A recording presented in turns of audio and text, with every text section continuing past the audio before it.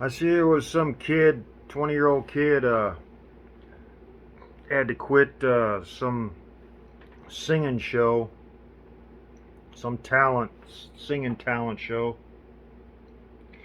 because he had a picture taken with him, somebody in a Klan hood, and they didn't question anything. They didn't question whether he was just a naive kid that was friends with everybody, no matter what.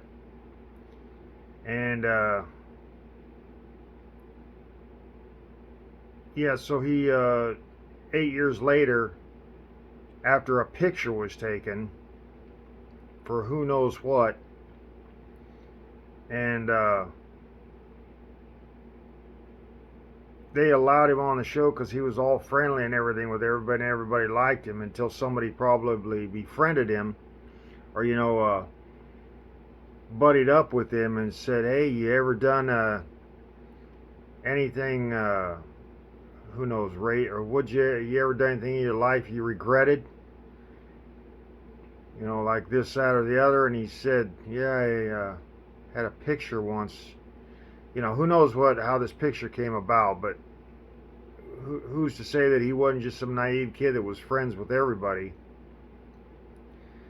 And that was 8 years ago. That's like people on getting parole out of prison.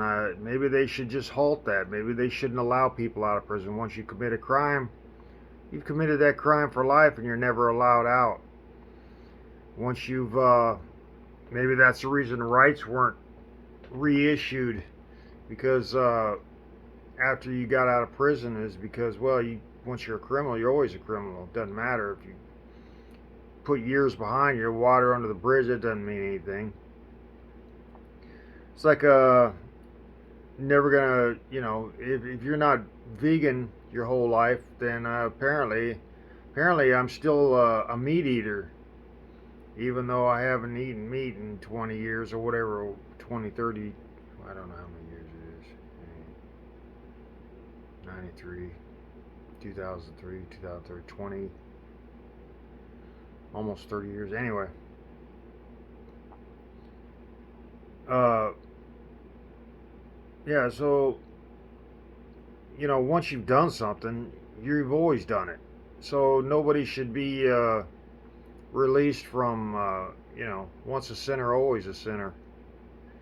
And none of those people are BLM, or Black Panther or anything, except that they've made a stance against anybody being of any other race besides mixed race.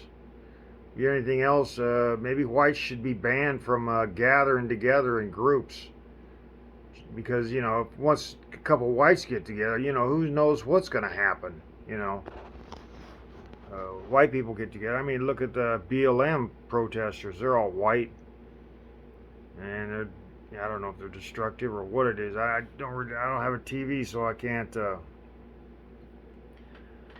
say, but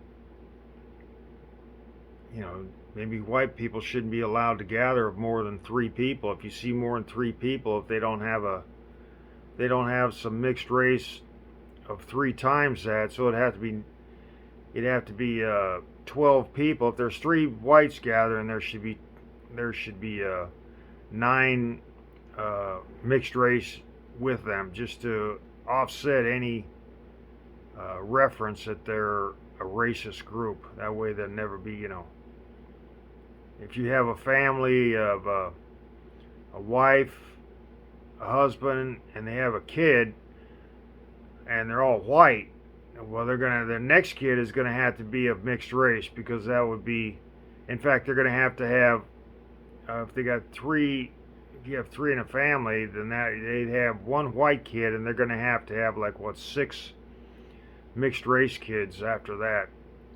So the husband and wife are either going to have to fool around, they're going to have to adopt, and that way you know there's no whites ever getting any sort of thought of individualism or anything like that again. They'll just have to bow to a mixed race.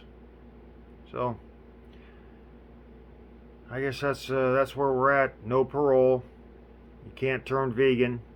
You can't really, if you've ever done anything. I mean, even if you've uh, if you went to a football game, then that concludes that you're constantly a fan for that team that you were cheering for. You could never switch teams. You could never do anything different. So that's what they've concluded. The mixed race has concluded once you've done one thing, you can never change. That's good, and that means well, then everybody that's racist will always be racist. Or so why? What's the point of all this anti-racism if everybody's continually going to be racist? Why even change? Why even bring it up? Once you're racist, well, that's you're always going to be racist. I guess if that's what they've concluded, so that's their answer.